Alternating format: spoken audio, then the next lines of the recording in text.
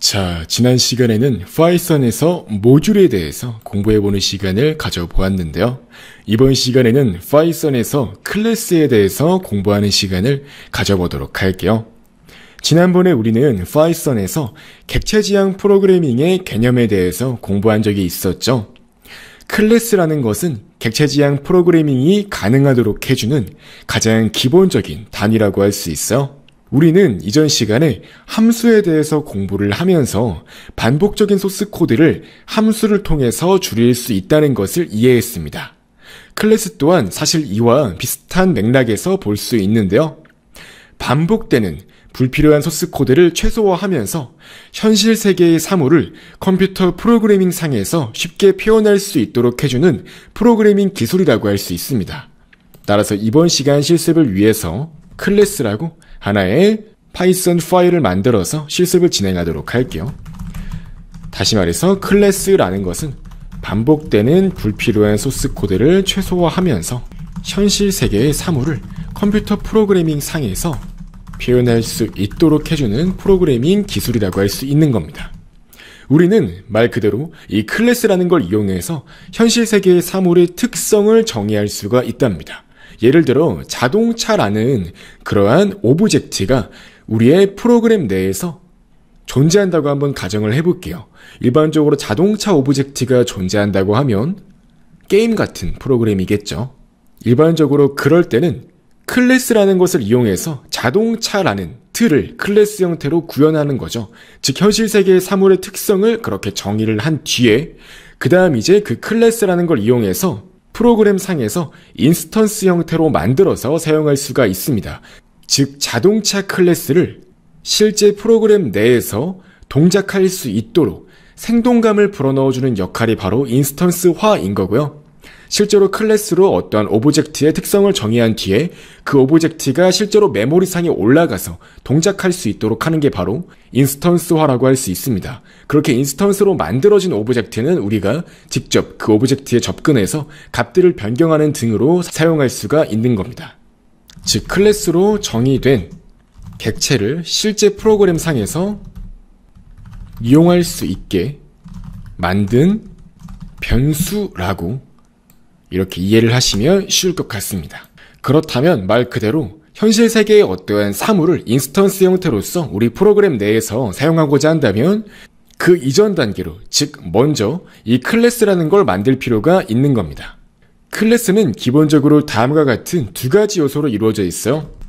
바로 첫 번째는 멤버고요. 이 멤버라는 것은 클래스 내부에 포함되는 변수를 의미하고요. 그 다음에 클래스의 함수가 존재합니다. 즉 클래스는 크게 멤버랑 함수로 나눌 수 있는데요. 함수 같은 경우는 클래스 내부에 포함되는 함수, 즉 메소드라고도 부르는 겁니다. 즉 변수랑 함수를 그냥 멤버랑 함수라고 부른다 이렇게 이해하시면 되고요. 이제 바로 한번 실제로 클래스를 정의해 보도록 할게요. 방금 우리가 예시로 들었던 하나의 자동차 클래스를 정의해 보도록 할게요. 일반적으로 클래스를 이용해서 실제로 인스턴스를 만들기 위해서는 init이라는 함수가 사용되는데요. 이제 이것을 생성자라고 합니다. 즉 클래스는 일반적으로 생성자를 가지는데요. 생성자는 항상 함수 형태로 존재하고요. 이렇게 init이라는 이름을 가진다는 특성이 있습니다. 또한 이렇게 매개 변수로 self라는 것을 기본적으로 가지고 있는다는 특징이 있어요. 이제 여기에서 하나의 자동차가 가지는 특성을 정의할 수 있는데요. 저는 간단히 그냥 자동차는 자동차의 이름과 그 색상만 가진다고 간단히 명시를 해볼게요. 이럴 땐 이렇게 생성자의 매개 변수로 해당 자동차가 가지고 있는, 즉 특정한 오브젝트가 가지고 있는 그 속성을 하나씩 변수로 넣어주는 겁니다. 그래서 이렇게 self.name이라고 해서 이렇게 하나씩 클래스의 멤버를 설정할 수가 있는 겁니다. 즉 자동차라는 어떠한 사물이 있을 때 그 속성을 이름과 색상으로 이렇게 정의를 하겠다는 거죠. 이것들은 다 인스턴스 안에 포함되는 변수들의 값이기 때문에 이렇게 멤버라고 부릅니다. 그럼 이제 한번 실제로 클래스의 메소드까지 만들어 볼까요? 보시면 생성자 또한 기본적으로 메소드, 즉 함수의 형태를 가진다는 특징이 있어요. 하지만 생성자는 이렇게 그 형태가 정해져 있어요. 즉 파이썬에서 미리 만들어 놓은 이렇게 init이라는 이름을 쓴다 라고 정해놓은 규칙을 따른다는 특징이 있는 거고요. 이제 나머지는 우리가 마음대로 메소드를 정의해서 사용할 수 있어요.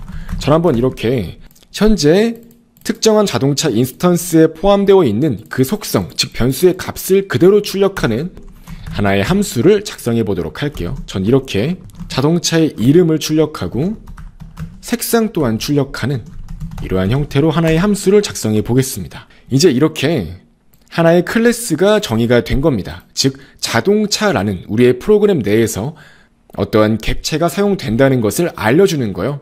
이를 위해서 이렇게 클래스 형태로 자동차라는 틀을 정의해 준 겁니다.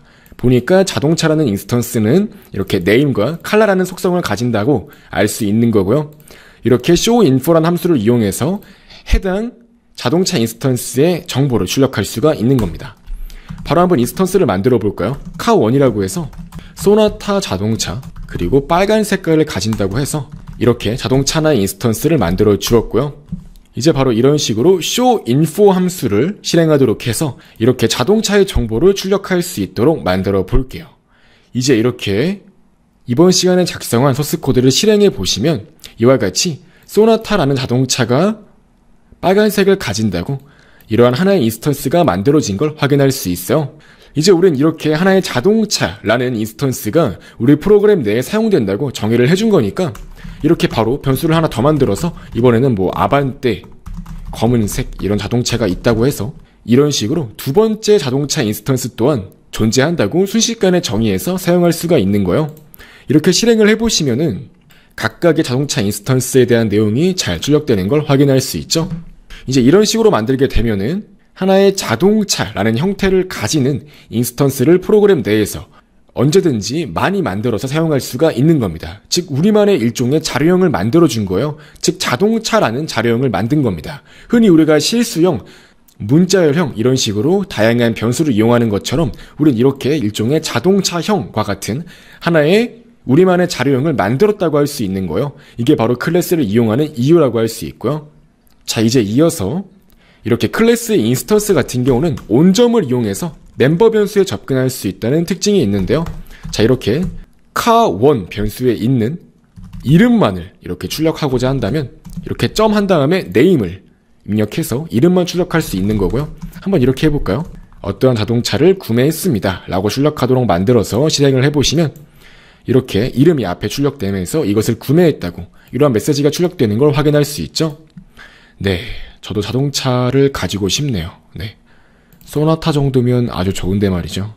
네, 아무튼 이런 식으로 클래스의 멤버 변수에 접근할 때는 온점을 찍어서 특정한 멤버 변수에 접근할 수가 있고요. 또한 이제 클래스는 이렇게 우리가 하나의 메소드를 만들어 봤잖아요. 바로 이러한 메소드를 더욱더 잘 활용해서 다양한 처리가 가능하다는 특징이 있어요. 또한 파이썬에서 모든 클래스의 메소드는 기본적으로 이렇게 self라는 매개 변수를 첫 번째 매개 변수로 삼는다는 특징이 있어요. 이제 이 self 같은 경우는 이 클래스를 이용해서 생성된 인스턴스 그 자체를 의미한다는 특징이 있습니다. self 같은 경우는 처음 들었을 때는 약간 헷갈릴 수 있는데요. 보다 강의를 계속 들으시면서 파이썬에 익숙해지시면 나중에 이런 개념도 다 익숙해질 거니까요. 처음부터 너무 조바심 가지지 마시고 천천히 강의를 따라오시는 것을 추천드립니다. 또한 일반적으로 클래스 같은 경우는 세터 함수라고 불리는 메소드가 일반적으로 많이 작성되는데요.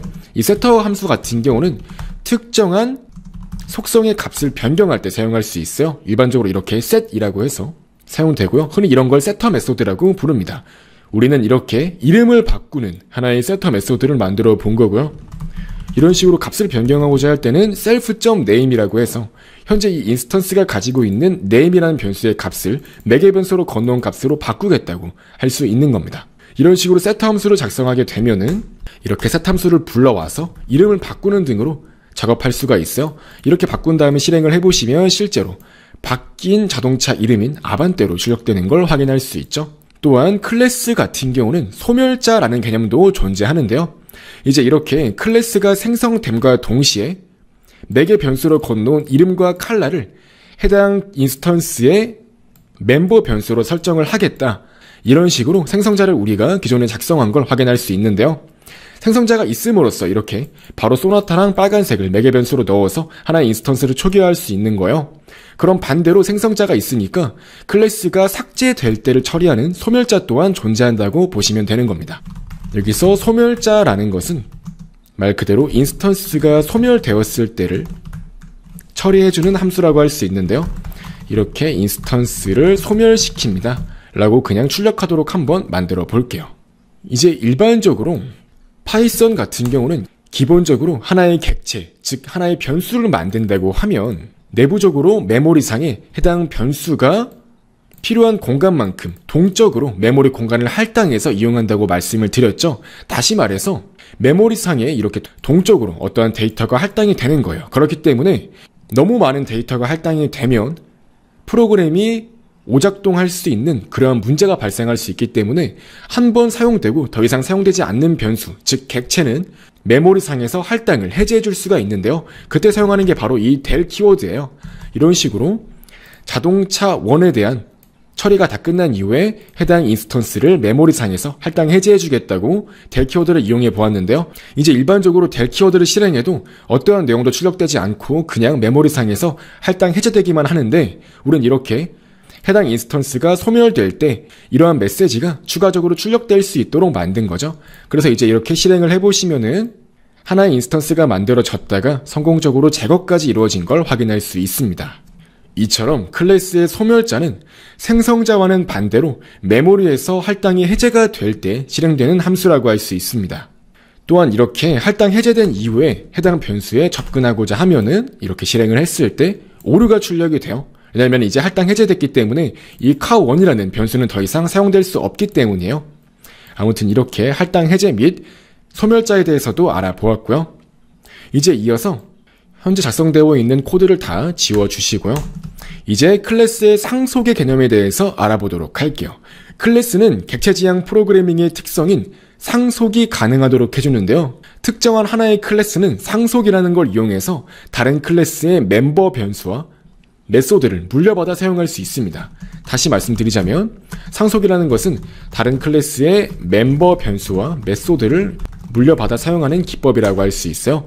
이 상속이 존재함에 따라서 더욱더 프로그램을 계층적으로 구성할 수 있고요. 그리고 불필요한 소스코드의 작성도 줄일 수 있다는 특징이 있어요. 한번 이제 우리가 게임 프로그램을 만든다고 가정을 해볼게요. 일반적으로 게임 내에서 등장하는 다양한 캐릭터, 몬스터와 같은 것들을 우리는 뭐라고 부르나요? 바로 유닛이라고 부르죠. 따라서 이렇게 유닛이라고 일종의 부모 클래스를 만들어 볼게요. 이렇게 상속 같은 경우는 부모와 자식 관계가 존재한다는 특징이 있어요. 자식 클래스라는 것은 부모 클래스를 상속받은 클래스를 의미합니다. 그래서 우린 지금 이렇게 일단 유닛이라고 해서 일종의 부모 클래스를 정의하고 있는 거예요. 자, 기본적으로 하나의 유닛이 있을 때 그 유닛이 가지는 속성으로는 이름 그리고 전투력 등의 정보가 있다고 이렇게 가정을 해볼게요. 하나의 유닛은 이름과 전투력을 가진다고 정의를 한 거고요. 그 다음 이렇게 attack이라고 해서 어떤 유닛이 공격을 수행했는지 그 정보를 출력할 수 있도록 할게요. 그래서 이렇게 전투력까지 출력할 수 있도록 만들어 보겠습니다. 자, 이렇게 전투력까지 출력할 수 있도록 해보았고요. 이제 이렇게 하나의 유닛이란 클래스가 만들어졌어요. 그럼 이렇게 유닛 인스턴스를 만들어서 사용할 수가 있겠죠? 이렇게 홍길동이라는 하나의 유닛이 있다고 할게요. 그 다음 이렇게 전투력도 가지고 있다고 해볼게요. 그 다음 이렇게 유닛에서 어택 함수를 불러오도록 해서 실행을 해보시면 실제로 해당 유닛이 공격을 수행했다고 메시지가 나오죠. 근데 이제 우리는 프로그램을 계층적으로 구성하고자 한다면 이러한 홍길동 같은 경우는 캐릭터로 분류를 하고 나중에 이제 뭐 슬라임 같은 거는 몬스터로 분류를 하고자 개발을 할 수가 있을 거예요. 즉 프로그램을 계층적으로 구성하고자 한다면 이렇게 유닛 클래스에서 끝내는 게 아니라 하나의 몬스터와 같은 클래스를 추가적으로 만들어서 이용할 수가 있는 거죠. 하지만 몬스터 같은 경우는 기존에 유닛이 가지는 이름, 전투력 등의 이러한 속성을 기본적으로 가지고 있다고 가정을 하는 거예요. 즉 이제 이런 것을 상속이라고 하는데요. 특정한 클래스가 다른 클래스를 상속하고자 할 때는 이렇게 클래스에 괄호를 넣어서 상속하고자 하는 클래스의 이름을 넣어주면 됩니다. 즉 이제 몬스터 클래스는 유닛 클래스를 상속하기 때문에 유닛 클래스의 멤버 변수와 메소드를 그대로 물려받아서 사용할 수 있습니다. 즉 이 네임 파워 변수 및 어택 함수를 전부 다 이 몬스터 클래스에서 그대로 이용할 수가 있다는 거죠. 따라서 이제 이 몬스터 같은 경우는 기본적으로 유닛이 가지고 있는 속성인 네임과 파워를 포함하는데 뿐만 아니라 타입이라는 하나의 별도의 속성까지 가진다고 할게요. 즉 바로 이런 식으로 초기화 구문인 생성자까지 만들어 주었고요. 이제 이후에 이렇게 하나의 몬스터 인스턴스를 만들어 보겠습니다. 자, 슬라임이라고 해서 전투력은 10이고요. 그 다음 이렇게 초급이라고 타입이 가지고 있다고 설정해 볼게요. 그 다음 이제 이렇게 어택 함수를 불러오게 되더라도 지금 보시면 이렇게 몬스터 클래스에서는 어택 함수가 존재하지 않죠. 그렇지만 이 부모 클래스인 유닛 클래스에서는 어택 함수가 존재하기 때문에 이렇게 어택 함수를 바로 불러올 수가 있는 겁니다. 자, 실행 결과와 마찬가지로 슬라임이 잘 공격을 하는 걸 확인할 수 있죠. 이렇게 상속 기능을 이용하게 되면은 부모 클래스에서 정의되어 있는 내용을 그대로 이용함으로써 소스 코드를 줄이고 계층적으로 프로그램을 작성할 수 있다는 특징이 있는 겁니다. 또한 이렇게 자식 클래스에서 작성된 함수 같은 경우는 반대로 부모 클래스에선 이용할 수 없지만 자식 클래스에 한해서는 바로 정상적으로 함수를 이용할 수 있다는 특징이 있습니다. 바로 이렇게 showInfo 함수까지 불러오도록 해볼게요. 그랬더니 슬라임 정보를 출력하고 슬라임이 공격하는 것까지 이렇게 작성이 된 걸 확인할 수 있습니다. 이 showInfo 함수 같은 경우는 자식 클래스인 몬스터 클래스에서만 유효하기 때문에 이 부모 클래스의 인스턴스에서는 사용할 수 없다는 특징이 있는 거고요. 이런 식으로 상속 기능을 이용해서 프로그램을 계층적으로 구성할 수 있다는 특징이 있는 겁니다. 또한 추가적으로 상속을 받은 자식 클래스가 부모 클래스와 동일한 메소드나 변수를 가진다면 자식 클래스의 것을 우선적으로 처리한다는 특징이 있습니다. 이상으로 이번 시간에는 파이썬에서의 클래스의 개념에 대해서 공부하는 시간을 가져보았습니다. 다음 시간에는 파이썬의 딕셔너리 자료형에 대해서 공부하는 시간을 가져보도록 할게요.